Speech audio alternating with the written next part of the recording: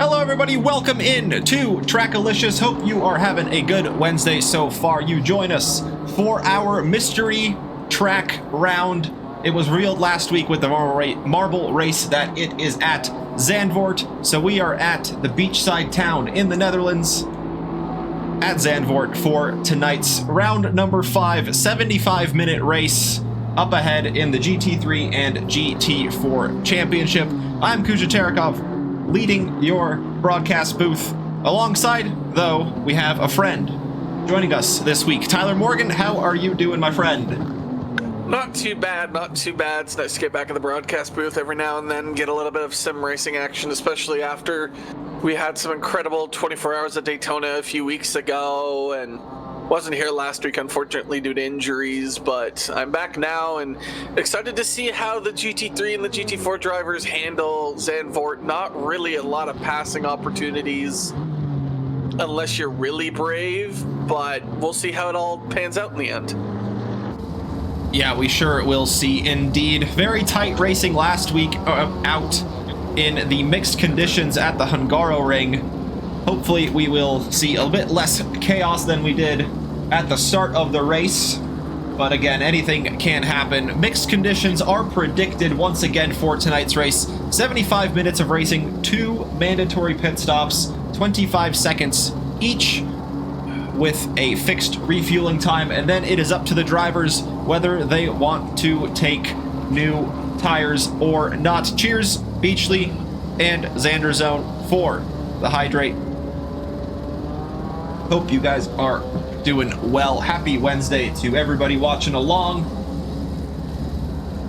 It's gonna be a fun one. Just waiting for the race session to start here at Zandvoort, and then we will get you underway with a grid walk. But lots to look forward to tonight. We've seen some close action. Like you said, the GT3 and the GT4s here around Zandvoort. It is very tight, twisty track. Thank you for the follow. Hope you are doing well tonight. About to get underway here. The qualifying was already completed throughout the week. Our drivers have, basically after the qualifying session opens at the end of the previous race, to set their hot laps, and it is always super tight between the drivers. So we, as always, are in for some really good racing here in the Multiclass Wednesday. And it is on to the second half of the championship. The grid is lined up. Let's head to Zandvoort and get familiar with how the grid is starting this evening. We'll send it over to Tyler to start us off with the GT4s.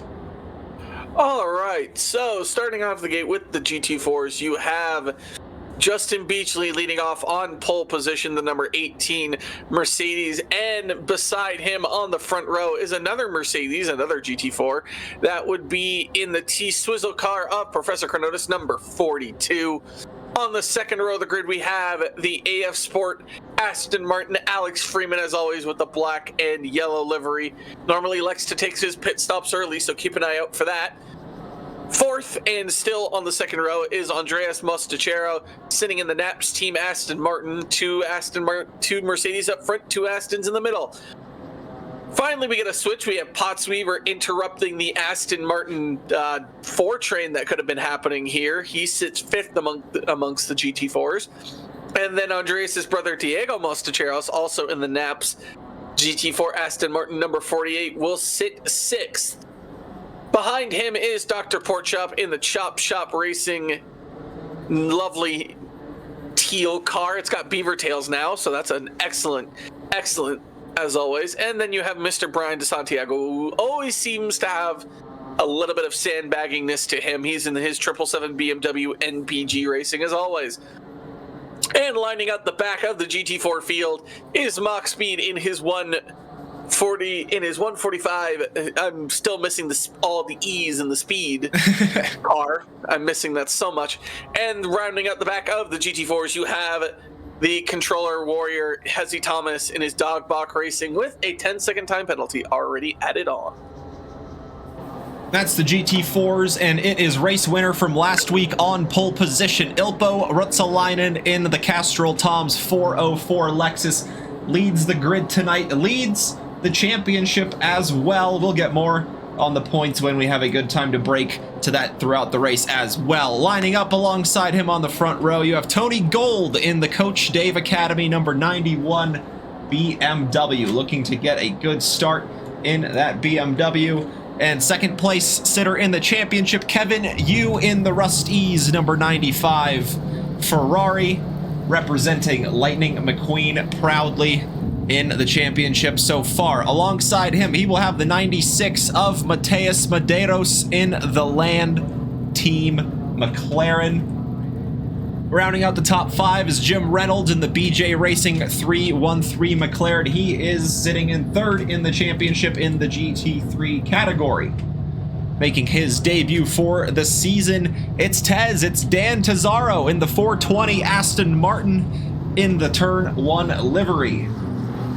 Parker Standret will be next on the 4th row in the Pfaff Motorsports number 41 McLaren. Rally Dutchy starts from 8th in the Mad Fox Sim Racing 621 BMW. Then you have the BJ Racing teammate of Jim Reynolds. It's Brian Zerline in the number 25 Mustang, starting from the front of the 5th row. Podium sitter from last week, Devin Anthony in the Noobs R Us 664 Honda rounds out the GT3 top 10. Next, in 11th, you have Ray Roman in the 117 BMW.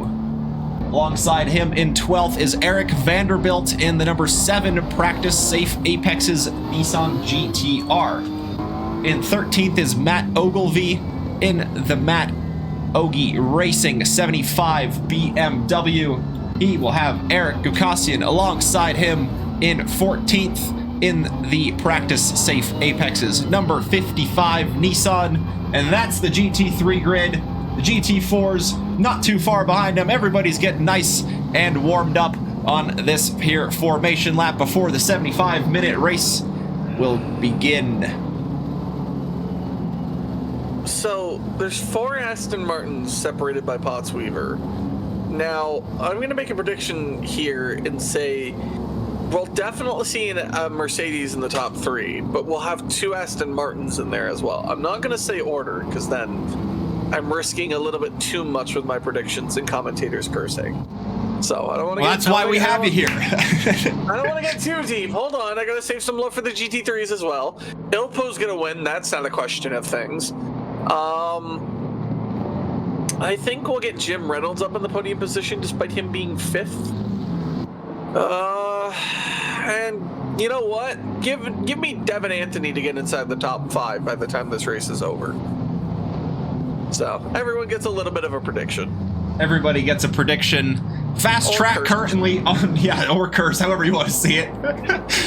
Fast conditions out on track, still waiting for everything to grip on up. It is quite cloudy, so we might see that forecast tick over to rain once the forecast refreshes. We'll see what sort of strategies also play out throughout the 75-minute race. We have seen it all. Drivers coming in early, drivers coming in late. What will Zandvoort bring this week? Chaos.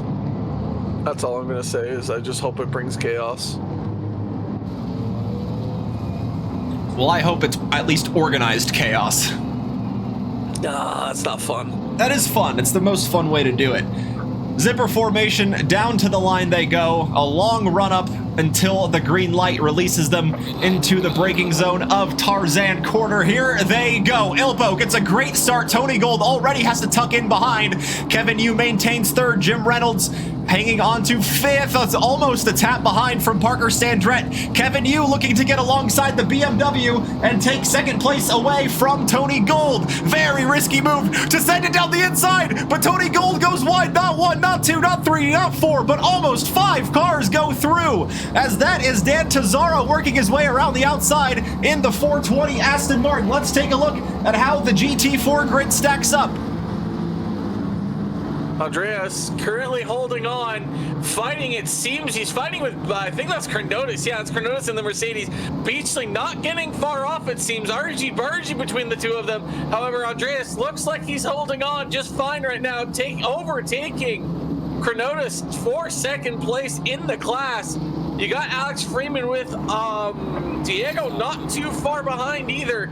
Diego might be thinking about a lunge here, decides not to do it. However, Pottsweaver's going to go around the outside, try and maybe find something against Diego here, but doesn't look like it's going to happen just yet. He kind of just slips him beside for now, as all seems steady as everyone in the GT4 class survives turn 1. Not only did they survive turn 1, they survived pretty much the whole lap up until this point. Parker Standret moves up into the top 5 after Tony Gold shuffles down in the BMW. He was applying pressure to Jim Reynolds, and Jim Reynolds, like you said, Tyler, there, one step closer to getting on the podium. He has Medeiros in front of him, who takes that podium place for the time being, and it is 3 McLarens in a row from Medeiros to Parker Standret with Jim Reynolds in the middle of them as well. But Tony Gold is looking pretty racy in that BMW. He is looking to make up ground quick. He has Dan Tazaro up ahead of him in the 420 Aston Martin.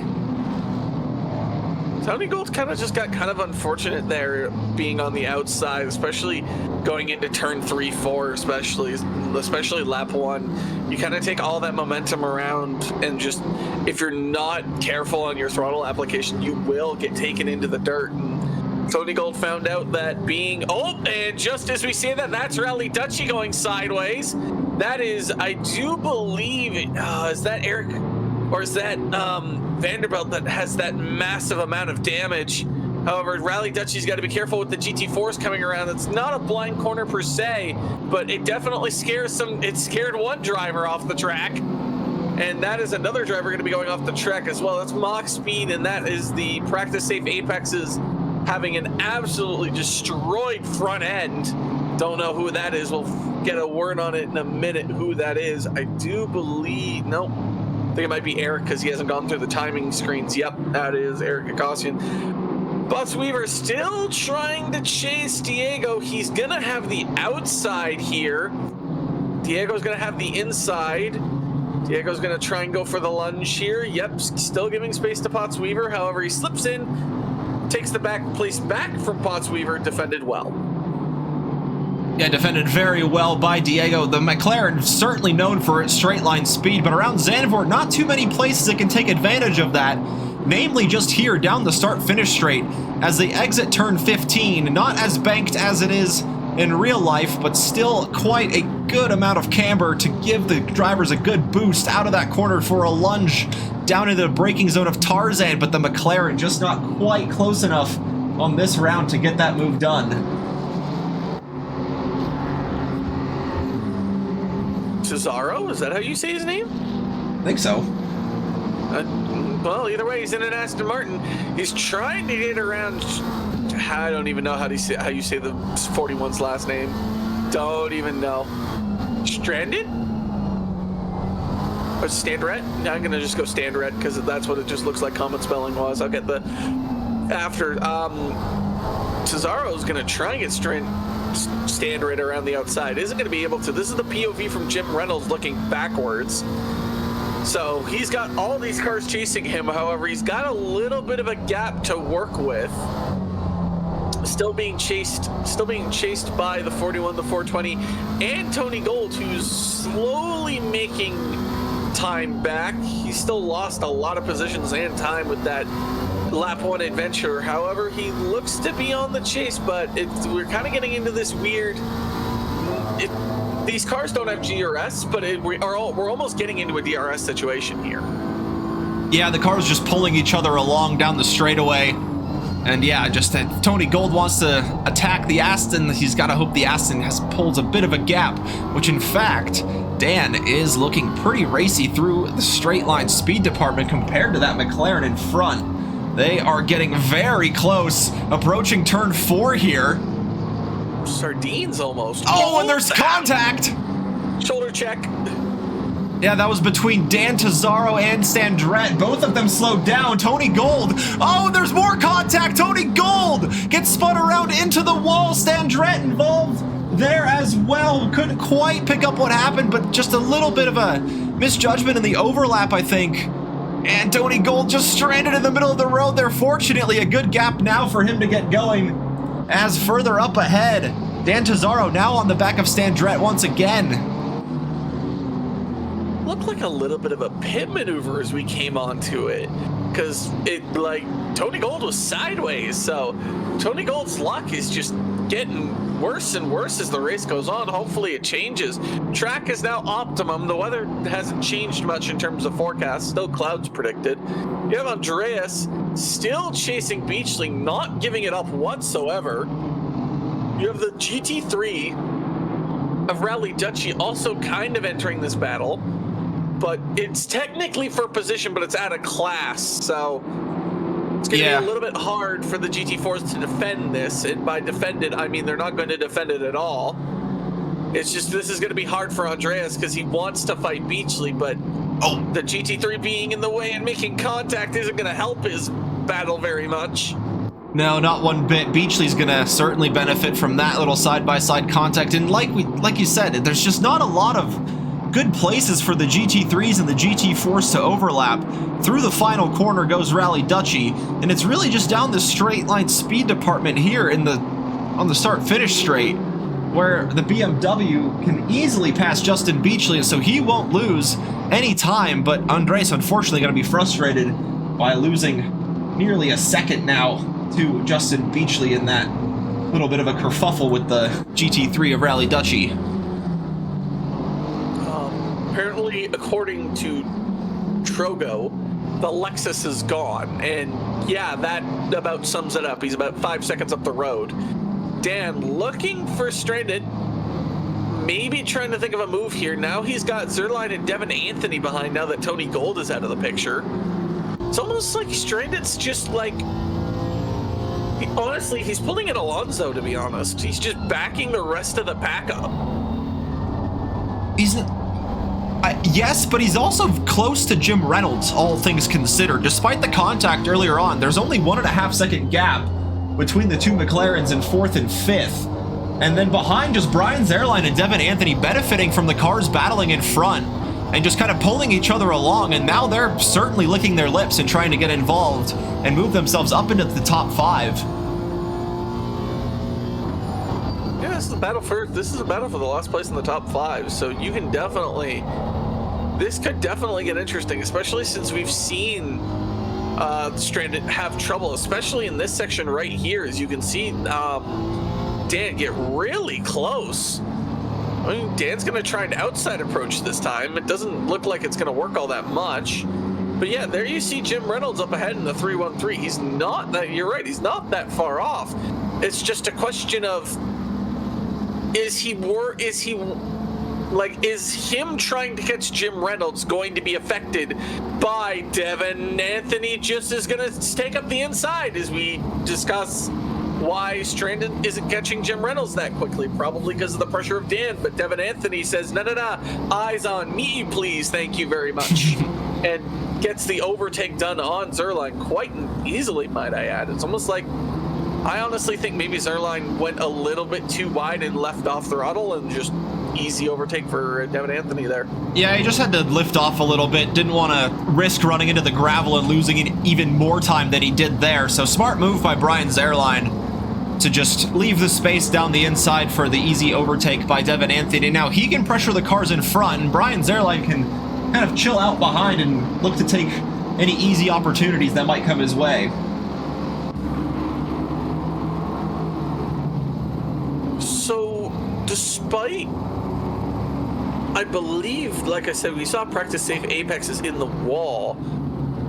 That is Alex Freeman going for a dive, makes contact. Potts Weaver just avoids the incident, picks up a little bit of a tap, but all should be fine. You have Potts Weaver and Diego fighting again, it seems. This fight doesn't seem to want to end. Diego takes the inside. Potts Weaver elects to stay behind, look for the better exit speed. your exit is important here because it leads into a little bit of a straight. It is a little bit of an overtaking opportunity, but you gotta have a pretty big set if you want to do it. You'd rather just stick with the car behind and get a better chance to go into turn one, which is the much better overtaking opportunity. And you're going to see Pottsweaver with the straight line speed of that McLaren. Where is Diego going to defend? If Diego's going to take the racing line, Pottsweaver is going to look like he's going to go for a dive here. Up the inside, Pottsweaver goes. Diego holds the outside well. He's got to be able to at least be mirrored to have an opportunity to be given space around the inside there. And it looks like Pottsweaver is just going to shake him off and overtake. Oh, wait a minute. He dipped a little bit into the gravel. Diego's going to go try around the outside here. That's pretty bold, and especially with this part of the track. However, Pottsweaver holds on to that fourth place position now, as he looks to try and get Chronotis up ahead, but Chronotis is 2.5 seconds away, so he's got to lose Diego here and try and catch Chronotis. Yeah, good battling between the two of them. They've been really going at it basically since the start of the race, for going on for about 12 minutes now. It was very unlucky for Alex Freeman to get bumped the way he did, but even when Pottsweaver went through, it seemed he almost straightened out the Aston Martin. And Alex Freeman's still very close to this battling duo. He's just about a second behind, so still very much involved and lots of time left in the race. Dan still stuck behind the McLaren here. Yeah, Parker's doing a great job defending, but now it's Jim. He's actually ahead of Jim Reynolds, who's dropped back to 6th. He must have spun. We must have missed it. Yeah, there must have been.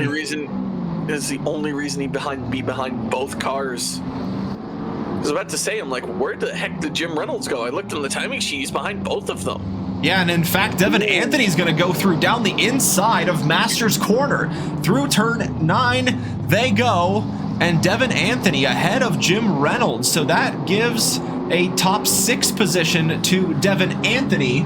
That promotes Sandret to 4th, Dan Tazzaro in 5th, but looking very mighty in the challenge for that spot in the top 4.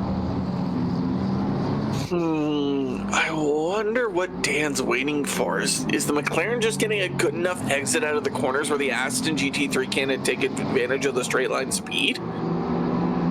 Because the McLaren GT3 wins in the corners, but does not win in a straight line, not by any stretch of the imagination. He's just not gaining. The straight isn't long enough for the Aston Martin to like truly take advantage. Parker's getting a little bit twitchy though on these exits in sector 1.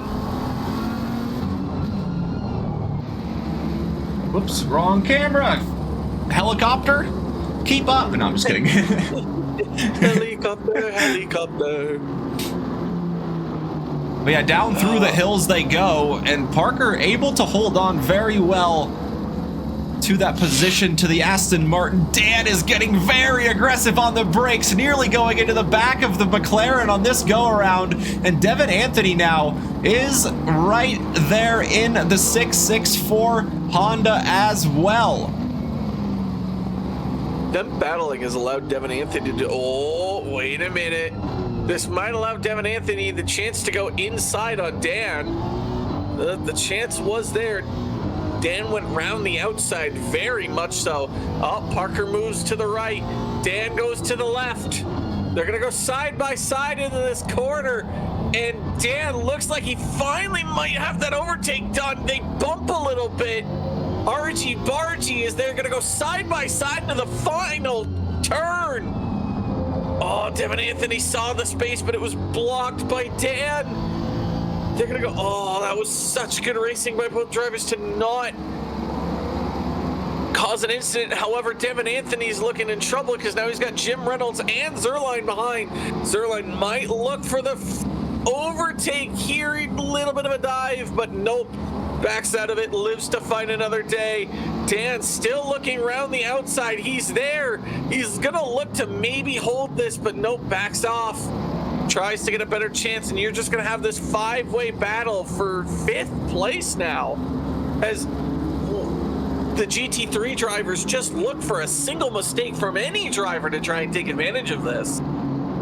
Yeah, it could be anybody's spot in the top 5 and 4th, 5th, all the way from Parker to Brian Zerline in that Mustang, the number 25, looking to make up ground. Oh, that's Hezzy Thomas in the gravel, getting out of the way of all the cars in front. And it's Dan Tazaro again, trying to get away by Parker Standret, but he doesn't want to go too aggressive. There's cars behind him looking to pounce at any opportunity. Around the outside of turn number 11, they go, and they can't find the grip. Parker still hanging on to that position. Devin Anthony is looking very aggressive in the Honda, though. Can he find a move into the heavy braking zone? No, he can't. He just decides to pull back and let the cars in front continue to battle on.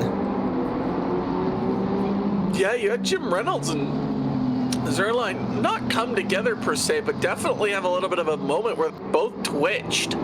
So they're a little bit far back. You have a GT4 in the middle of this that might prove a little bit helpful to Dan. Yeah, look at that. Dan's right on the back of Standret, and round the outside he goes, and he looks like he's got the overtake done, but he's in the gravel. Devin Anthony takes advantage and moves up into 5th. Dan gotten a little too eager to try and make that overtake done and just couldn't contain the speed and walks right into the turn 1 gravel trap. However, 8 isn't going to let Devin Anthony take this position lightly. He's going to try and fight this back. However, Devin Anthony sees P4 in his sights and is not looking back. Yeah, it's so hard to tune away from this battle, but quickly checking in with the GT4s. Andres Mostachero still all over the back of Justin Beachley. Can't find a way by. And a bit further behind, Potts Weaver all over the back of Professor Chronotis, and in fact, he's trying to line up a move with some GT3 cars getting in the mix. That's Ilpo Rutsalainen, the race leader, working his way through 3rd and 4th in the GT4 class. Chronotis now with lots of pressure behind from the McLaren. Can Potts Weaver use the straight line speed against Professor Chronotis like he did against Diego Mostachero, lining up a move down the inside of Tarzan Corner? Is he gonna make it stick? It looks like he's going to be able to. Chronotis tries the switchback, but Potts Weaver very well done on the brakes to hold that inside line, and he has a podium position to his name. 56 minutes of defending left for the McLaren if he wants to hang on to that 3rd place finish. Porkchop has pitted, FYI. I think he's the first driver to do so. Dan is also coming into pit for his first mandatory pit stop. You're gonna have a GT3 come into this battle a little bit, just to make it a little bit more interesting. As ooh, he touched the grass there, interestingly enough. Devin Anthony, he didn't make a pit stop. No, it was just somewhere during that lap. Some sort of incident happened that dropped Devin Anthony all the way back to 11th place. I wonder if he would have had. I wonder if he came together with Dan. I wonder if that's why Dan's in the pits. It would make the most sense. Yeah, anything is possible. I don't want to presume one thing or another, but yeah.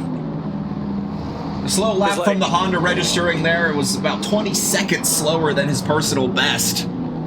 So certainly some sort of incident occurred there, forcing the Honda to go quite slowly. And now that 5-car battle has turned into a 3-car battle with Standret leading the way. Jim Reynolds now moves up to 5th, and Brian Zerline, the 2 BJ Racing teammates, run alongside each other in 5th and 6th place. I wonder if there's going to be a little bit of team orders then if they're on the same team. A little bit of team order, different cars, you know. Zerline's probably like, hey, can I have a turn? I want to try and catch him. Oh, there's De Santiago up ahead, a little bit of GT4 traffic to make things a little bit more interesting. Yeah, certainly something to consider as well. Always the traffic overlap can provide a bit of drama one way or another. And at this very tricky part of the track, Brian Zerline, excuse me, going over the curbs a little heavily, almost hitting the BMW into the grass alongside. they were able to get through nice and cleanly there.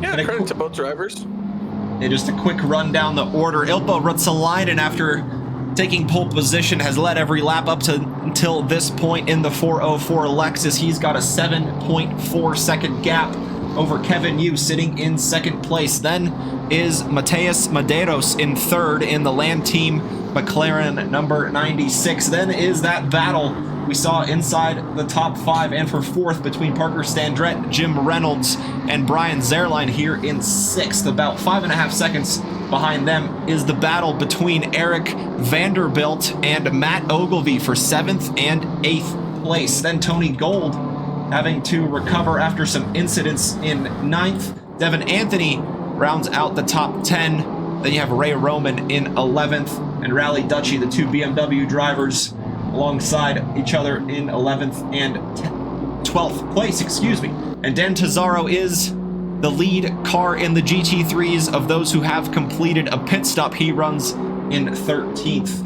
overall. In the GT4s, Justin Beachley leads the way, but it might not be for long, with Andres Mostachero pressuring him basically from the start. Andres took second place from the beginning and has not let off the back of Justin Beachley in this battle for the top spot on the GT4 podium.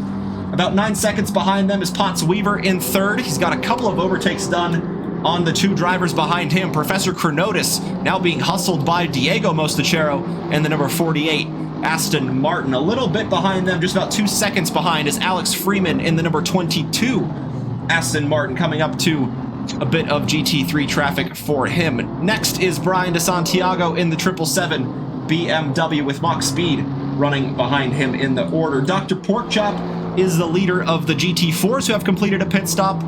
Behind him is Hezi Thomas and Miguel Cicerone, I believe, joining late, but late is better than never. Welcome to the party, Miguel. He's driving quite slowly. You know, he's just having fun out there. Now Just back to chilling, the battling. I was about to say, I guess he's just chilling. Jim Reynolds. Ooh, he's approaching this battle between, do believe this is Chronotis and Oh my goodness. Diego. Oh boy, this looks like this is gonna get spicy. I mean, does Jim Reynolds have a chance? No, he doesn't have a chance. I thought it maybe would have been closer. He does need to get by Professor Chronotis, though. However, Zerline with a double slipstream. That is a bold chance for a tried inside overtake. But, yeah, that was bold to say the least. Is Diego going to be able to take advantage of this? It does not look like it. Alex Freeman does come into pit. He was 2 seconds behind them. So maybe he's trying to go for the undercut? Tyler, look at the weather. Rain expected in 30 minutes. It's a light rain shower. No. So it will, in the last 20 minutes, we may have some wet running. No, Eric disconnected. No. Shock. No. I hate to hear it. I mean, he was driving pretty fine. The car was destroyed, but he was driving pretty fine. Yeah. Oh, never mind. That's what GT4 Potts Weaver. Okay. I thought, like, oh my god, he made the overtake. Nope, that's just a GT4. Yes. He's still stuck behind Jim Reynolds. Can we just point out that he's still 4th? He has managed to survive every single thing that has happened around him. He is still 4th. He's 12 seconds behind 3rd, but he's still 4th. And that's all that matters. Track position is key. Kevin Yu goes into the pits from 2nd place in the number 95 Lightning McQueen Ferrari. He will be the first of the leaders to go into the pits. We'll see where he comes out relative to Dan Tazzaro, who came in just about 2 or 3 laps ago. Dan was also one of the drivers involved in this battle here for the top 5 positions in the GT3s. Maybe getting involved in an incident, maybe just electing to take that early pit stop and get it out of the way. It wasn't longer than a normally regularly scheduled pit stop, so it wouldn't appear that he had to repair a lot of damage. as there is a flurry of activity in the pit lane. Diego Mostachero, Professor Cronotis, and Andres Mostachero, all three of those drivers go into the pit lane in the GT4 field. I think this might be in response to the fact it is going to be wet in half an hour. I think that's the response, so that you get half an hour running on the next set of tires, you get a pit stop in, and then if you need to, you save that last and final pit stop for wet tires, should that situation come up. However, I think Jim Reynolds wanted to go around the outside. However, he's going to have to fight his teammate Zerline for this position. Jim Reynolds in a little bit more advantageous. He has the inside. However, I don't think Zerline's going to let this go without a fight. He's going to go in the inside. Zerline or Reynolds around the outside. They're still going to fight, it seems. The outside is going to become the in for this next corner. The McLaren gets a little bit of a better exit speed. However, the Mustang still holding its speed. It's going to come down to turn. It's going to come down to turn one. I thought they were going to make a contact there, as that is the number 41 McLaren going into the pits. You have a little bit of GT4 traffic here with Beachley that might make things a little bit interesting. Nope. Might actually hinder Jim Reynolds actually a little bit, as that is Zerline taking that position and taking it handily. Also, Ilpo is in the pits. And off he goes. In and out just like that. The Castrol Toms team doing a great job getting that car serviced and out for another stint here. And of course, with that light rain predicting, they might not get wet enough to have to throw the wet tires on necessarily, especially with how hot the track conditions are. And with the amount of cars on track, yeah, that might be... You might be correct on that. It's just a matter of how heavy it gets after that 30-minute mark. We'll have a better update in about 10 to 15 minutes time once that rain ticks over to the 10-minute forecast. We'll see exactly what'll happen after that. It might just be a quick shower and then it'll be gone. So you never really know with ACC's weather predictor exactly what will happen next. But Brian Zerline got ahead of Jim Reynolds, so he is now the lead BJ Racing car. Has there been any drama? A little bit. Nothing like we've seen before in lap 1 and stuff, but there's certainly been a few drivers experiencing some unfortunate incidents at the start. Tony Gold running a little bit wide, losing some places. And then most recently, I believe it was Devin Anthony who lost a good amount of time in the battle here, as that's Dr. Porkchop allowing the GT3 battle to go through. And once again, Brian Zerline benefiting here with Jim Reynolds getting slowed down just that slight bit. Medeiros in the pits. He was running in third before the drivers came into the pit lane for their first of 2 mandatory pit stops. Jim Reynolds now second because Medeiros has pitted. So Jim Reynolds, as of right now, my prediction is correct. He's in the top 3. Devin Anthony's still not in the top 5 yet. He's still got to wait for either Zerline, Tony Gold, Ogilvy, or Vanderbilt to pit. Then I'll get that prediction right. But he also still has to pit as well. Yeah, the 2 BMWs are having a good battle here, Ogilvy and Gold, and they're really not that far off the battling Jim Reynolds and Brian Zerline, just about 4 seconds behind. And they can still make up a lot of time with about 45 minutes still remaining in the race. Ogilvy, a snap of oversteer as he was trying to get the power down out of turn 11. That's going to hinder his chances of catching up to Tony Gold for just a little bit here. But nonetheless, those two are producing pretty good lap times in the BMW to stay within touching distance of Jim Reynolds and Brian Zerline up ahead. Yeah, they're not doing too bad. They just got to keep it up. They also... Honestly, this might be the chance for an undercut just to get out of the bulk of the traffic here. Is anyone going to take my advice? Yes, both of them are actually. Tony Gold and Matt Ogilvy are going to box. And not only that, Eric Vanderbilt following not too far behind in the practice safe Apex's number 7 as well. Quick update on the GT4s. After the pit stops, Andres Mostachero still in second place with Potts Weaver in third. Alex Freeman, though, comes out in fourth, ahead of Diego Mostachero.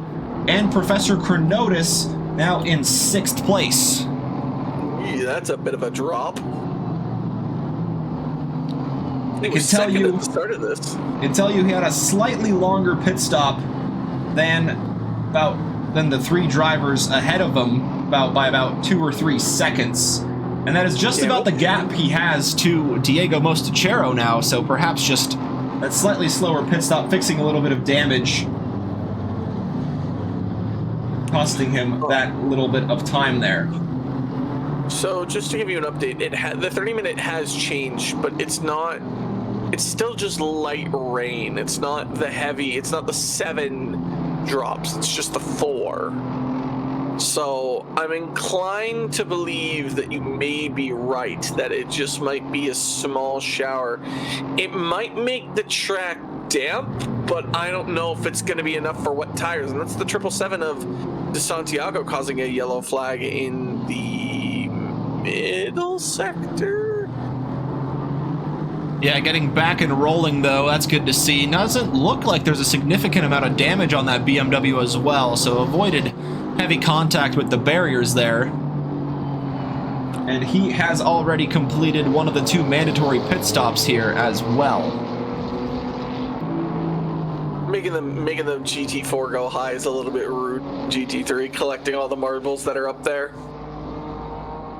Not a fun surface to be driving on. No, certainly the loss of grip very prominent when you go over such a part of the track. So far, I think it's all been kind of like keen. We haven't had a lot of necessarily like drama in the last 10 minutes or so. It's actually kind of calmed down to a point. We had a 5-way battle for 5th earlier, so. After the pit stops, after the pit stop here, Tazaro is on the back of Medeiros, who was running in 3rd place. So perhaps that early pit stop for Dan really benefiting him in his chances of trying to get onto that podium position, because this has really benefited him. Look at the gap to him and Stan Drett. It's 17 seconds. What's pit stop time here? Average like 26? Yeah, right around there. It was 23 seconds of rolling in the pit lane and then about 35 seconds of stationary time. But still, this is a very impressive effort from Dan to get that early undercut of, despite that wiggly moment, he's really pushing to try and get that podium position here. So yeah, really well done on that strategy call for him, because he was behind Stan Drett for that whole first stint, trying to desperately get a way through, and then just takes that early pit stop, and now he's 17 seconds up the road. Oh, I didn't even notice, like, I thought you meant like Strandette was 17 seconds ahead. No, he is 17 seconds behind him. Yes. Holy jumping. I didn't even notice that. Jim Reynolds is in the pits. Where is he going to come out in relation to Stranded? Because that's going to be the part that's interesting, because Jim Reynolds was stuck behind Stranded for the longest time as well. Yeah, and all credit to Stan Drett for defending as well as he did. Just made that McLaren as wide as possible and just allowed absolutely nobody to go through. Jim Reynolds here just now getting dropped in the 313 McLaren. 41 coming down the street. And he is comfortably ahead of the 41 here. Now it's just a matter of getting those new tires up to pressure and getting up to racing speed here. But he has a pretty decent gap here, right around 4 seconds to the number 41. So I was right. He was pulling in Alonso. He was pretty much backing up the entire grid. Because, yeah, Medeiros is 19 seconds behind Kevin Yu as well. So there are some pretty big gaps forming right now.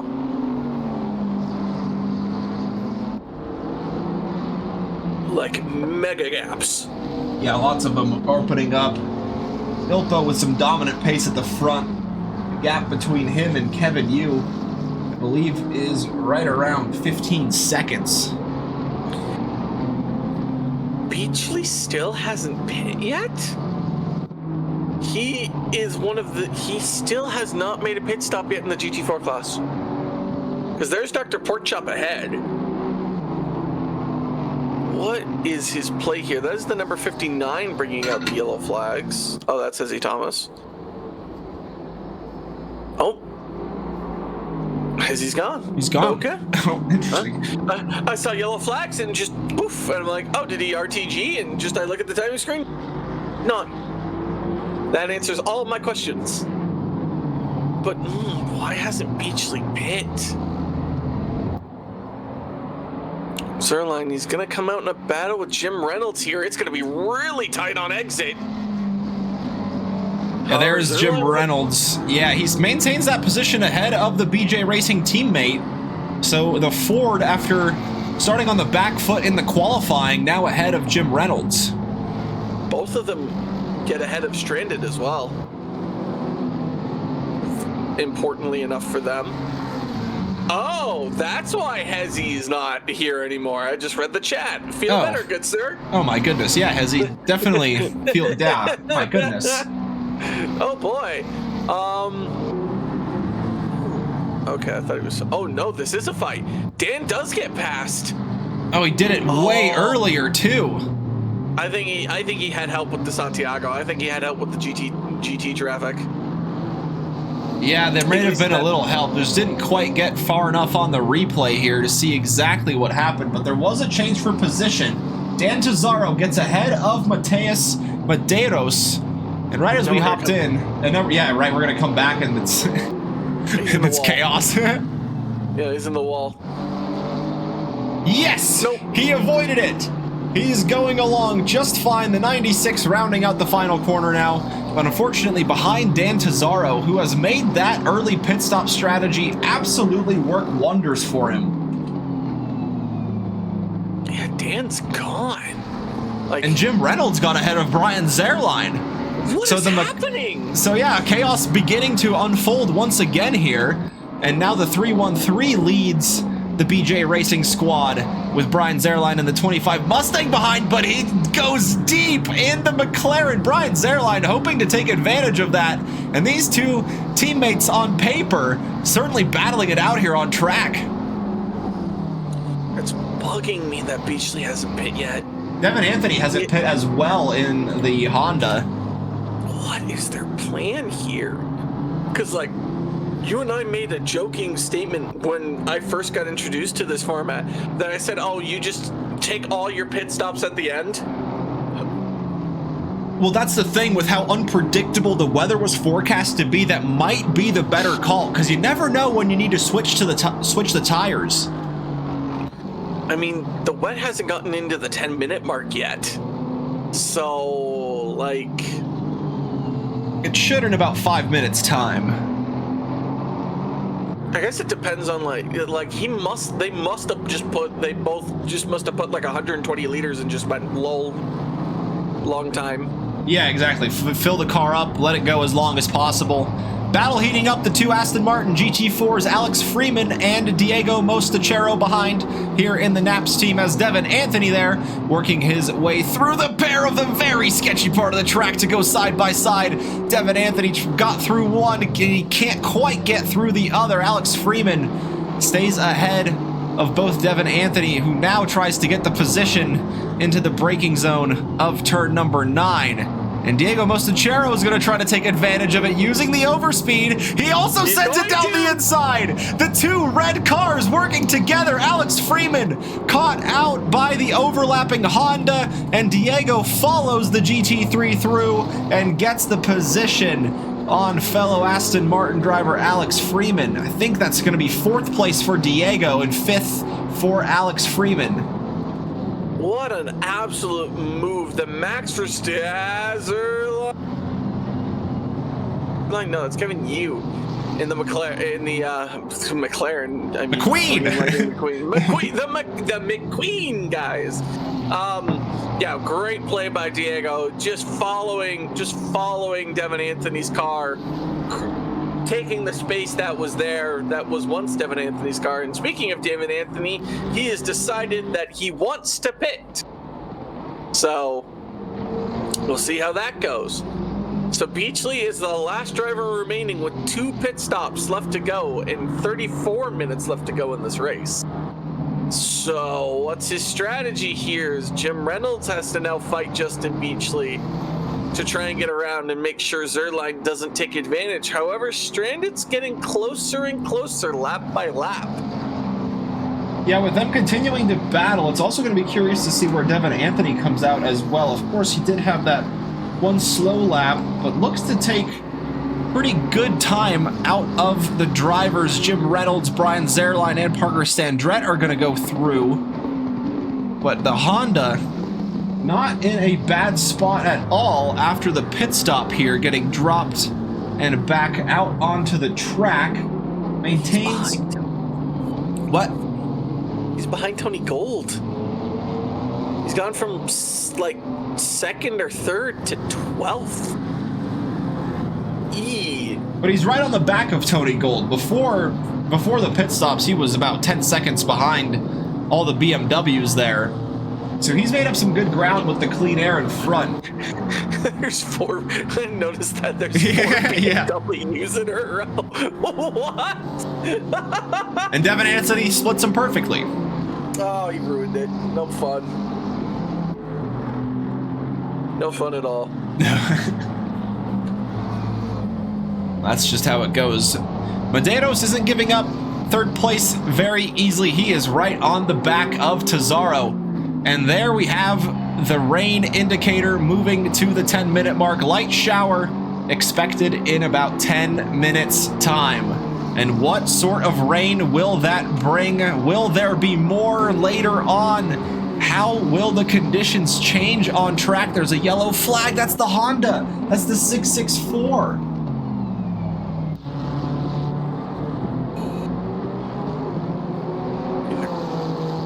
Thankfully, he's ahead of Dutchy enough that it didn't look like it hurt him. But Tony Gold now on the back of Ogilvy.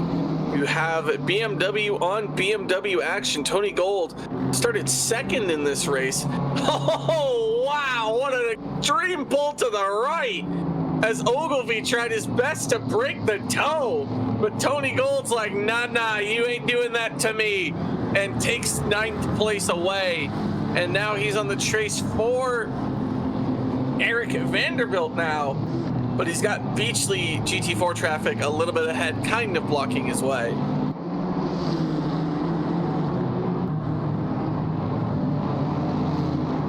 Dr. Porkchop and Brian DeSantiago having a nice little battle here between the Aston Martin and the BMW. I believe that was Roman going a little bit wide at turn 4. And now he's going to try to make up the positions here. Again, very tricky part of the track to go side by side. Had a decent enough overlap to get it done there. Dr. Porkchop still going to try to hang on to the back of Brian DeSantiago as best as possible, who runs wide, dips a wheel into the gravel. That's going to slow the 777 down and bring Dr. Porkchop right back into the mix. Devin Anthony catching up to Roman behind now, too. Slowly getting there. He's going to have to deal with 2 GT4s that are battling for position for, though. Spot in the top 20. Worth a little bit of a fight. And Professor Crononis behind P3 and P4. However, not in the same class. Now, Medeiros still fighting Tesaro. Whoa, great save! Whoa, great save. That was a twitch and a half. My goodness me, now he's really pushing hard. Before we had Tesaro oversteering a lot in that Aston Martin. Now it's Medeiros pushing hard to try and get that position back. Still 30 minutes to go in the race. 1 pit stop left for most of the drivers, except for Justin Beachley, who's still hanging it out there with 2 mandatory stops remaining. How does he still have 2 left? What is he doing? I can't wait to interview this man and just be like, what were you doing? Like, what is going on in your brain that makes you think you can do so it's 75 minutes because it's an hour and 15 minutes. Yep. Oh, that's a yellow flag. That's Vanderbilt actually. Vanderbilt's had a spin. Coming out of the corner. So now he's now down to 10th. Tony Gold. Oh no, that's Rally Dutchy in the wall. I know exactly what he's done. Where he is, I know exactly what is. Probably so does Kuja. Yeah, the car doesn't look too scratched, though. I think he was able to avoid major wall contact. Just kind of spun him around and stopped right before the barrier there. So fortunately for the BMW, he's able to get back and point it in the correct direction. And back in the race goes Rally Dutchy. Dr. Porchop is also having an issue. Because he is way behind to Santiago now. Yeah, he's dropped back. Well, he brought out the yellow flag in the same place that Vanderbilt was, just after that right-hander. Gotcha. So now you got Zerline fighting, still fighting Jim Reynolds. They're fighting fair at least, which makes sense among teammates. But even when you're teammates with someone, you still have Beachley finally pits. He's done it. He's done it. He's done it. He's run out of fuel. The car running on fumes, saying, "Please, give me more juice. Please have mercy on my soul." And Kermit the Frog goes into the pit lane. Okay, there's Andreas. He's just getting into the apex of the final corner now. Beachley's not too far from pit exit either.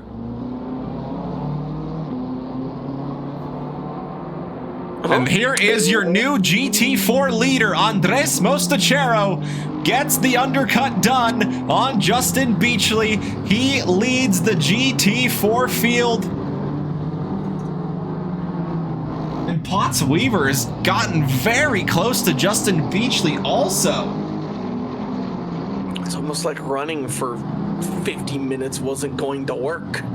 Yeah, maybe those tires just absolutely dead compared to everybody else, taking new tires, getting that long run in before the rain. And now Justin Beachley maintains about a 2-second gap over Potts Weaver, but he is well behind Andres Mostachero, the gap right around 11 seconds. It's the 41 bringing out the yellow flags. That's stranded, and he's like stranded. He's not moving. Oh, that looks like that's a heavy hit. No, actually, it looks okay. There's no front end damage. Yeah, the back looks pretty decent as well, so hopefully not a lot of wall contact there. He's not getting away very quickly, though, because here comes Vanderbilt. Oh, that's a Lance Stroll moment. Yes. What happened? We need to know. Oh, nope, nothing occurred. Okay. Nothing occurred. I think the McLaren had enough of a gap there to Vanderbilt, but nonetheless, Vanderbilt's gonna fight hard for this. The two slightly wounded cars here in the closing 26 minutes of the 75-minute race here at round number 5, looking to battle it out for 9th and 10th. Can the purple practice safe Apex's Nissan get the move done?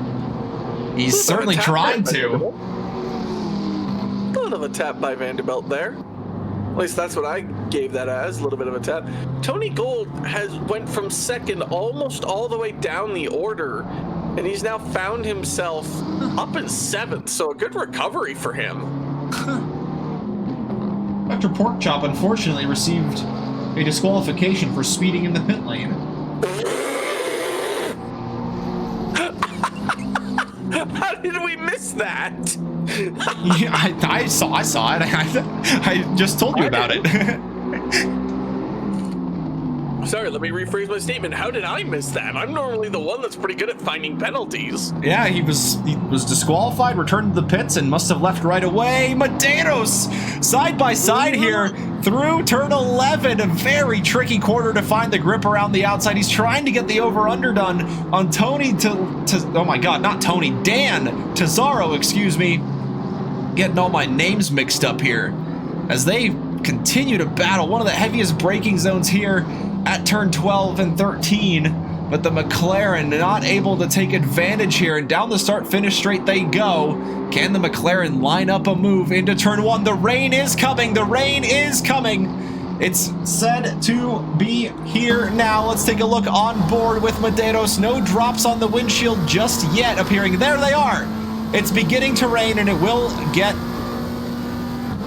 more rainy. The track already evolving to fast. So now it's a matter of track evolution. How quickly will the tarmac lose grip with the water coming from the sky? With 21 cars on the track, it's also gonna just how quick it's gonna, like, the conditions are gonna get. As you said, it's still fast right now. Dry tires are obviously the most optimum choice. If it gets to damp, however, this might get interesting for a few drivers. Yeah, so Potts Weaver goes into the pits, perhaps out of fuel, or maybe he thinks this is the time to come in for the wet tires. The rain will get harder for about 10 minutes, but it will not stop until the end of the race. It's not going to be a quick splash of water and gone. It will remain a light shower up until the end of the race session. I think if you box for your final thing, you just get a new set of dry tires. I think that might be the play here. We'll see what happened here with Dan Tazzaro. Sorry to interrupt you. I saw that there was a change in position, and Dan Tazzaro just runs wide. No grip on those dry tires. Able to keep it out of the wall. Very well done from Dan Tazzaro there. But unfortunately losing the position to Matheus Medeiros, who finds himself back in a podium position. Yeah, as soon as you get your left side tires on that gravel, you're just a passenger.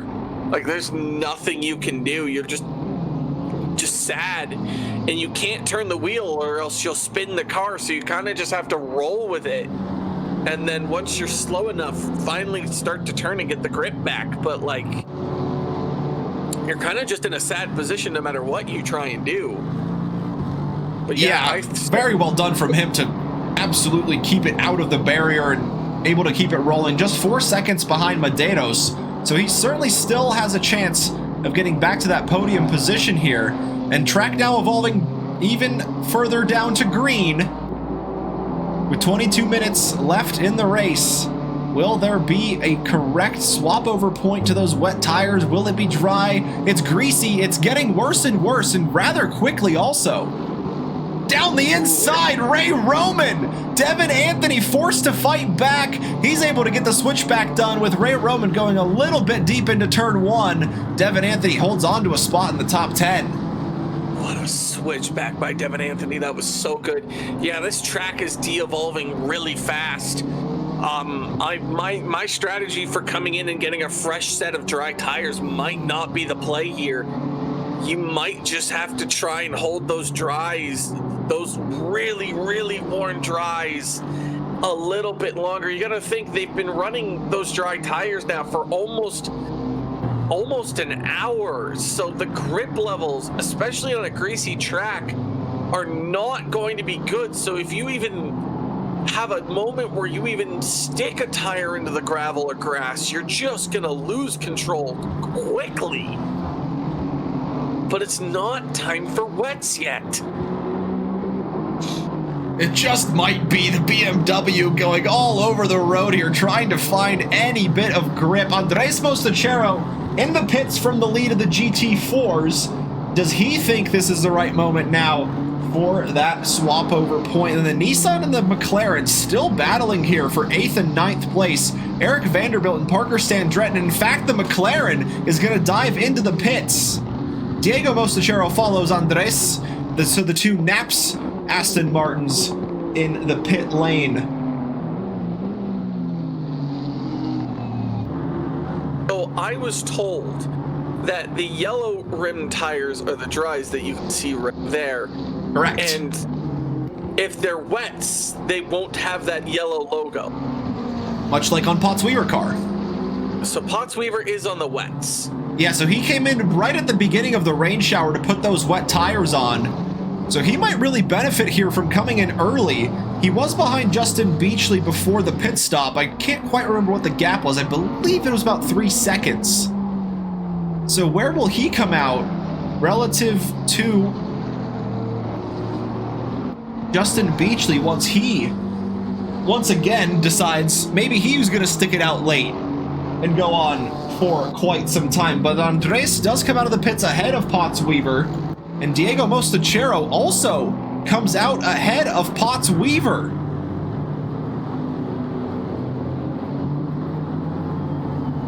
Well, that's the one. Nope, there's someone in the gravel there.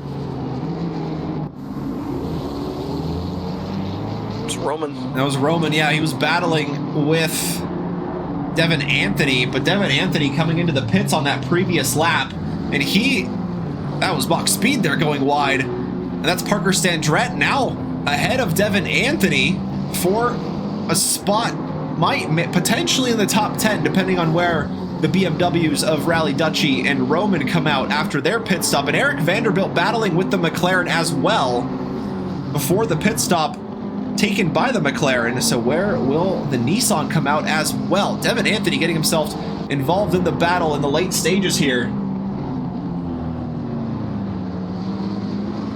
I just love watching everyone take their pit stops. Ilpo's taken his. I wonder what he's gone on to.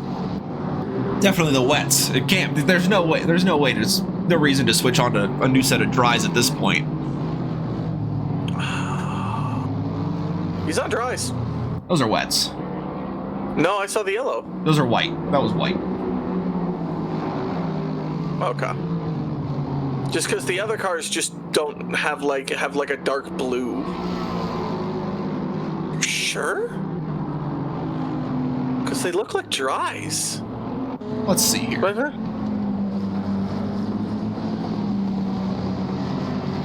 Could be. Well, we'll never know. All I know is that Zerline's going for this. Unlap himself, maybe? And Standrett back in the pits. This is an unscheduled pit stop. This is stop number 3 for the McLaren. Maybe he just changed tires and forgot fuel? Oh, and Potts-Weaver coming back to the pits as well.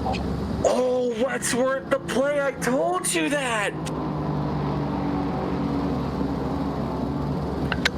Still not the time for wets.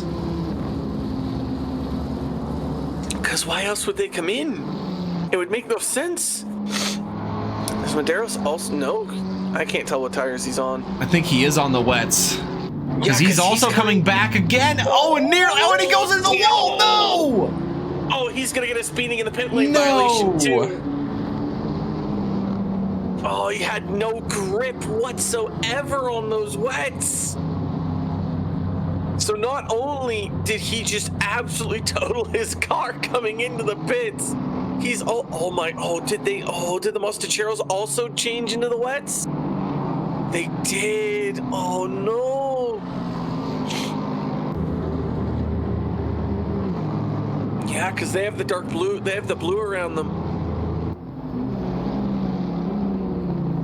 That's interesting. Yeah, very. It's just GT3s go, but not Andreas, who's also on the wets. Yeah, absolutely wild stuff here to close out round number 5. The wet rain running, making the track greasy, but not wet enough for wet tires. Very sketchy for dry tires, and nobody knows what the right tire to be on is at the moment. Ilpo Ruotsalainen does appear to be on the dries as he leads the way of those who have completed both pit stops in the GT3s. Kevin Yu out in the outright lead, still waiting for him to come into pit lane for his final mandatory pit stop of tonight's race. Whoever is Omega Drex says, I got damage from Reynolds. Yeah, and there's that stop go like you predicted from race control to Medeiros. After that contact with the wall, couldn't get it slowed down in time and just crossing the pit lane line with just a little bit too much speed. Only slightly. Slightly. Oh my god. Oh, Roman got speeding in the... Got a stop go too. Oh my goodness me. Kevin Yu, there we go. He's in the pits. In the number 95. Eric Vanderbilt follows in the Nissan as well. And welcome, Ogina. Thank you for following. Hope you're having a good evening so far. I don't think our racers are having the best time right now deciding which tire to go on at the moment. Alex Freeman is chasing down Diego Mostachero. The two Aston Martins here have battled it out earlier on, with Alex Freeman losing the position to Diego with some GT3 traffic overlap, and perhaps he is looking to do the same here, and he will not, as both of those GT3s decide to go into the pit lane. Alex Freeman trying to have the look down the inside of Tarzan corner, but just not quite alongside enough to get the move done on Diego Mostachero. It is anybody's guess on which tires these two Aston Martins are on. Alex Freeman looking like he's on the dries. Diego Mostachero goes deep through turn 3 and into turn 4. Alex Freeman gets the position easily over the 48 Aston Martin, and it is the 22 black and yellow AF Sport that takes the position and moves up to 4th place. No, 3rd place, excuse me. So, apparently Omega got damage from, or Standard got damage from Reynolds. That's why he was in the pits. But I think dry tires track's now damp, by the way, so maybe it would be time for wets, but greasy was just not enough, and people who pulled the trigger on the wet tires early got punished for it, and punished bad.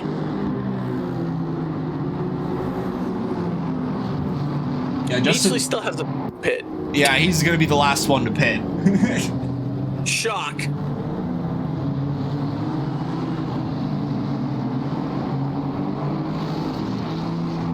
A little bit of a following. Ooh, Zerline. Did Zerline get ahead of Reynolds? He did. Yeah, I think that was in the pit stops that he got ahead. But now the McLaren all over the back of the Ford here, and it does appear that they now have taken wet tires. So perhaps now is that crossover point onto those wet tires. Looks like it. I guess now that the track being damp, it qualifies enough for wets. Just unfortunate for all the other drivers that, took wets when it was greasy, pulled the trigger just a slight hair too early. Jim Reynolds got the exit speed in the McLaren, which I figured would be favored around this track, considering straight line speed isn't really an option. However, gift wrapped this position to Jim Reynolds on a silver platter, going a little bit deep into the final corner. And yep, that's all she wrote for Zerline, who gives up P4 to his teammate. And that's Beachley going into the pits. Now, where is the 105? He's not even in the 3rd sector yet. Ooh, Potts Weaver RGG'd. Yeah, there was a yellow flag after that, after a moment from the 13 McLaren, just returning back to the pits there and retiring from the race. I believe we've lost 4 or 5 cars in the span of the race up until this point, and now the wet weather running proving to be a very tricky component being thrown into the mix.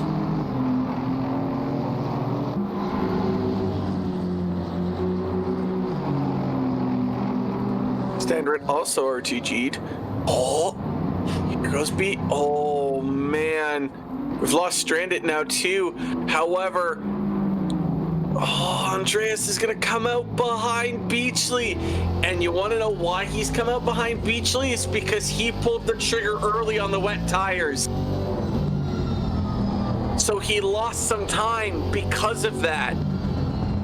And look, his tires just aren't in the window to work at all right now. Andreas had this race win in his grasp, but because he balked so early for wet tires, his wet tires now are just shot when he needs them the most in these wet conditions. Oh, that's going to be a tough beat. However, my prediction is correct. I did say we'd have one Mercedes in the top 3 with 2 other Aston Martins. Looking pretty good as it stands. Holding out hope for now. Yeah. Certainly proving to be the case. Yeah, the gap's opening up here after all the drivers completing their pit stops with that wet weather running, just throwing quite the curveball into this one. Ilpo Ritzalainen leads the way. This will be lap number 39 completed for the number 404 Lexus. He is followed by Kevin Yu, about 35 seconds behind in the number 95 Ferrari. That is your 1-2 in the championship as well. Ilpo with 69 points, nice, and Kevin Yu with 67, just 2 points behind. Both of them with 2 race wins to their name, but tonight that changes with Ilpo leading the way. There's about 30 seconds behind them. Rounding out the GT3 podium is Dan Tazzaro on debut, looking for a strong podium finish here. Behind him, by about 20 seconds, you've got Jim Reynolds and BJ Racing teammate Brian Zerline rounding out the top 5. Tony Gold with a good recovery. He's in 6th in the number 91 BMW after having some earlier incidents in the race, recovering to a strong finish here. Devin Anthony next in 7th, with Eric Vanderbilt behind him in 8th. Rally Dutchy runs in 9th in the 621 BMW, with Matt Ogilvie rounding out the top 10 in the number 75. Mateus Medeiros, unfortunately, was running in a podium position for a lot of the race, just having some trouble with the wet tires and on the pit stop as well, getting a stop-go 30, but he remains out on track in 11th place. And in 12th is Ray Roman, also getting a stop-go for speeding in the pit lane.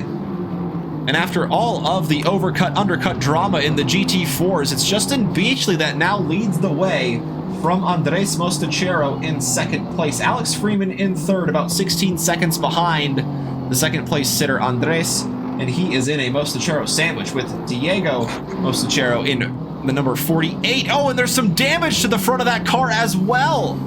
Oh no, drama late here for Diego, as he runs currently in 4th place. Behind him is Professor Chronotis, about 3 seconds behind. And just how damaged is that Aston Martin of Diego? Next in 6th is Brian DeSantiago, and rounding out the GT4 field is Mach Speed in the 145 Camaro, going deep with Jim Reynolds and Brian Zerline going through. Mach Speed just getting a little bit offline there, and into the gravel goes the Camaro.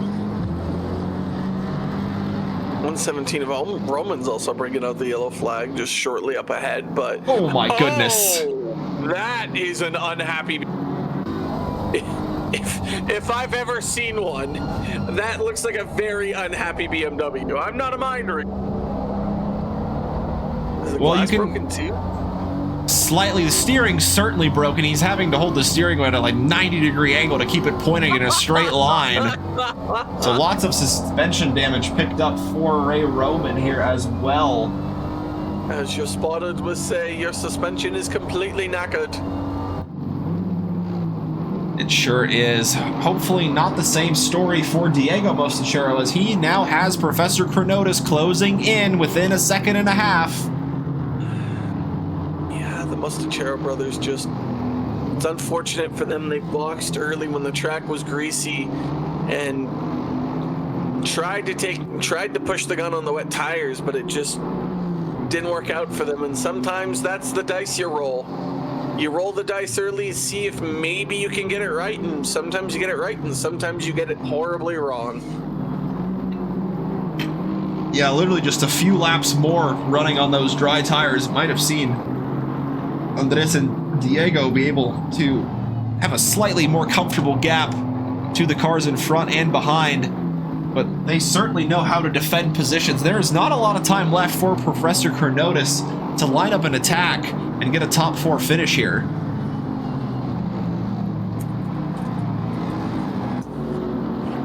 No, definitely still plenty of time. Still like 5 minutes to go. Still plenty of time to get past. I think this one's all but signed and sealed. For Professor Chronotis, it's now 11 p.m. Eastern, or slowly approaching 11 p.m. Eastern, so your East Coast boy's getting a little bit tired, but I'm sure Professor Chronotis. Yeah, I was going to say, Chrono's eyes are wide open and trying to take this opportunity away. Oh yeah, this is going to be signed, sealed, delivered. I'm yours. And off the professor goes. I would be shocked if Diego fights this. I mean, he's going to. Look at this. He's going to go in deep. He's definitely going to keep fighting. However, I think the front of his car is going to give up on him more than he will give up on this. Yep, there we go. Cronotis takes the position away from Diego Mostachero. Roman pits now, probably to repair something. That's De Santiago. You had the 420 and the 32 come together. Was that the 27? I don't know who's come together up. Oh, that's Freeman. Oh, that's a significant amount of damage as well. Oh no, my predictions got out the window. No, my prediction. No. The curse is real. Ah. Oh no, what happened to Freeman? He came together with the 420, I think, of Dan. The 420 looks no worse for wear. Yeah, and I can tell you on this lap, he's definitely lost a bit of time, about 9 seconds compared to his previous lap. Oh, so they definitely came together, and I guess either they came together, or there was or Freeman just had to avoid something that was happening on track, and yeah, just meeting the barrier there for Alex Freeman, dropping him now to 5th. Fortunately for him, he's got a pretty decent gap to Brian De Santiago, but he's gonna have to return to the pits here more than likely with that damage. He is carrying on though. He's just gonna have about 2 laps left.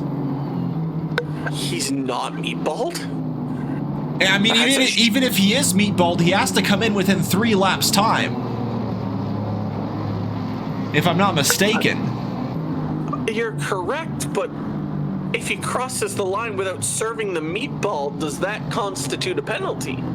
See, I don't really know. Well, yeah, exactly. Well, this is going to be a first for everybody. Yeah, I was about to say, because it literally, his hood's going to come off. It literally looks like the Joker smile. Well, there's no real way to tell if he's getting the meatball, is there? No. Oh, no. Oh. He might be getting the meatball now. Actually, go back to that camera. What's his steering input? It's certainly not straight. Looking good. It's not looking good, folks. I think he's literally just trying to limp this car home, quite literally and figuratively. Yeah, and he's got, like I said, he's got a pretty decent gap to Brian De Santiago there.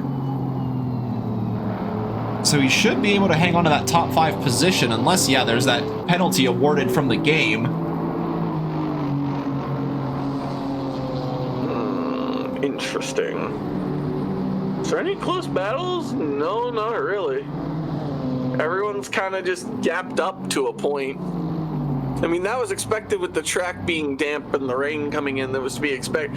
Ilpo could have had one hand tied behind his back and his brake and his gas pedal limited to 75%. He still would have won this race. Actually, where is Kevin Yu? Kevin Yu is tire sector behind him. Correct. The leader is on the final lap. The final Never mind. My statement still stands, folks. Yeah, Ilpa with another dominant drive here tonight, as he did in the mixed conditions last week. Contact between Brian Zerline and Professor Cronotis. He was trying to get close to Jim Reynolds, and into turn 3, or excuse me, turn 4, there was a bit of side-by-side contact between the GT3s and the GT4s. Little bit of an argy-bargy moment, but otherwise, Professor Cronotis has lost Diego, so that bump didn't hurt him, thankfully.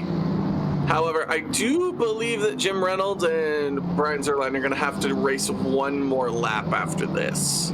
Yeah, they have to finish this lap and then one more to go for them. And they can't slow down because Tony Gold's about 4 seconds behind them. And then Ilpo's behind Tony Gold, so yeah, there is no slowing down. They're going to fight for at least one more lap.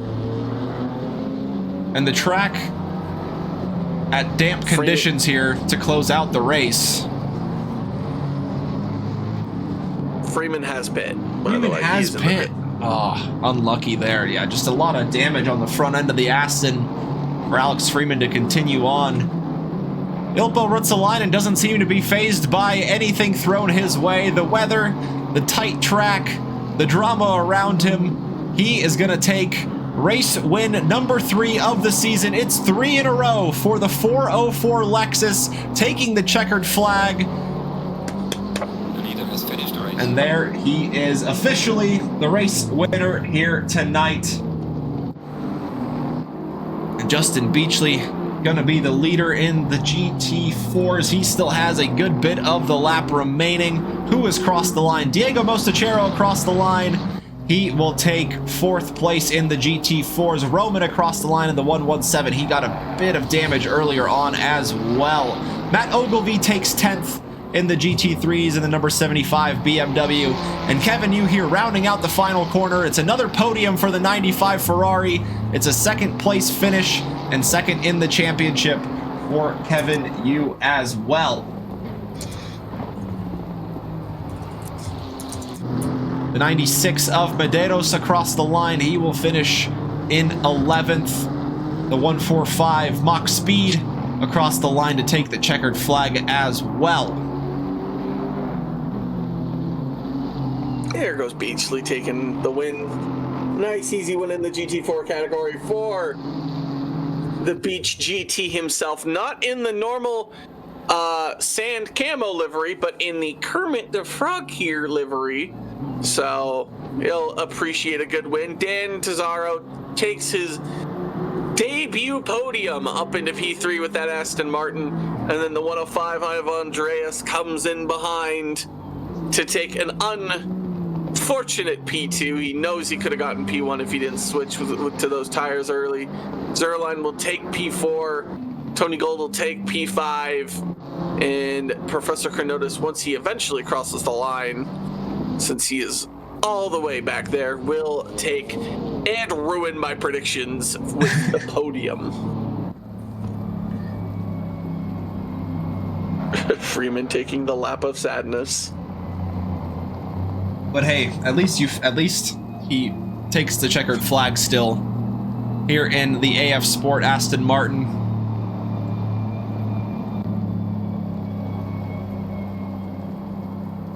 Coming up to the line, carrying out as much speed as he wants.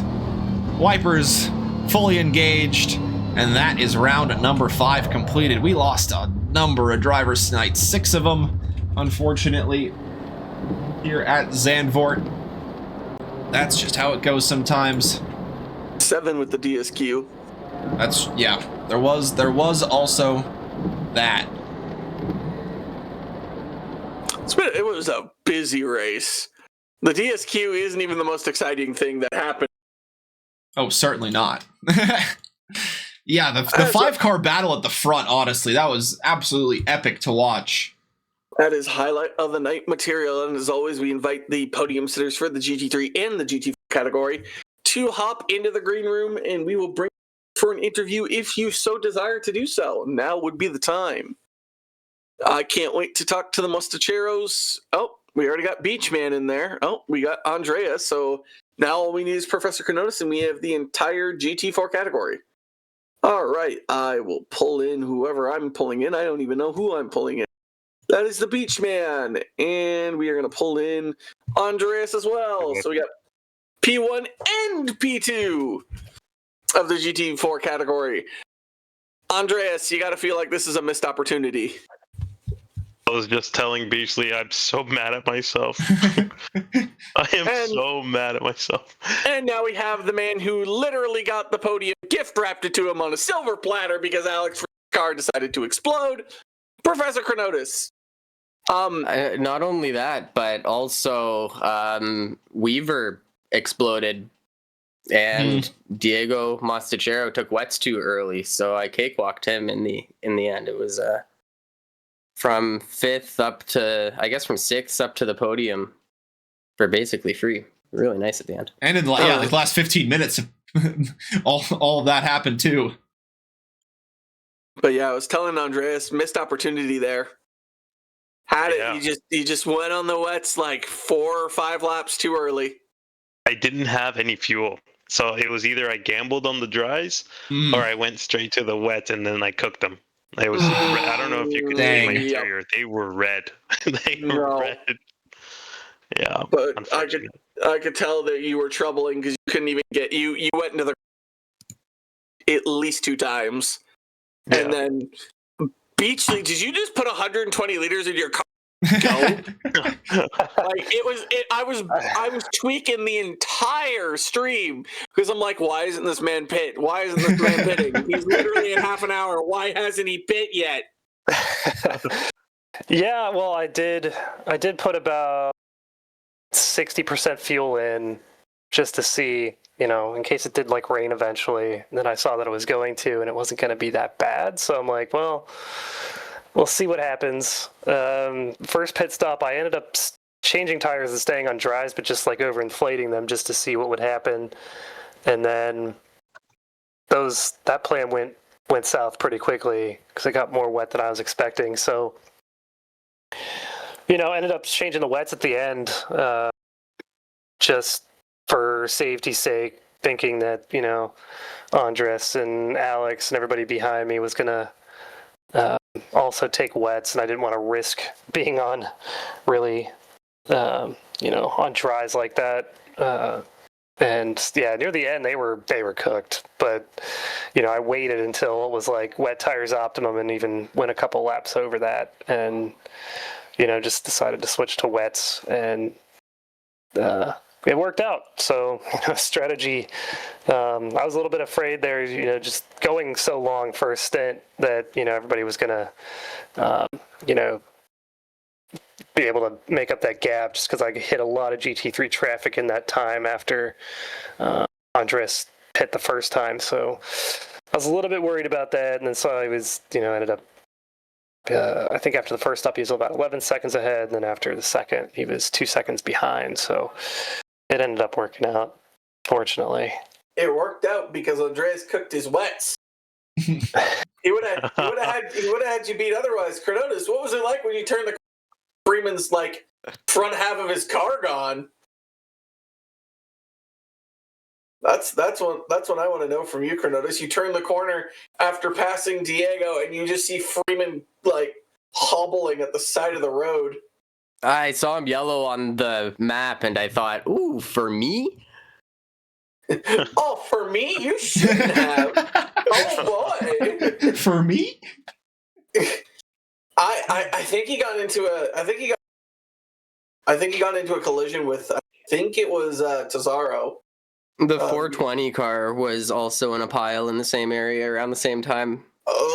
Yeah. Probably unrelated though. You don't want to draw any assumptions. Never draw assumptions, but yeah, no. I had predicted one Mercedes and 2 Aston Martins in the top 3. I got Beachley correct. I had Andreas correct. I had Freeman correct until his car exploded, so I've cursed Alex Freeman by proxy based off of that notion. And then Devin Anthony got cursed a little bit, and so did Jim Reynolds. Well, Jim Reynolds finished 4th. He just finished outside the top 3, so. But yeah, no. Congratulations on your guys' podiums. Beachley with the win. Kuja, anything on your end that you want to ask? No, I was actually going to ask Andreas on the first part, on your stop, when you came out so far ahead. What was going? Mm-hmm. Like, why? What happened there? Like, did you just find yourself in a great open gap and just had the pace there and just got through? Well, I was on the dries when it was dry and I was behind Beachley.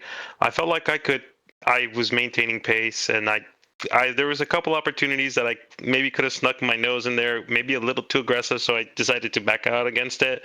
And then I saw GT3 traffic coming. I'm like, okay, I can either let the GT3s go and just do my pit now.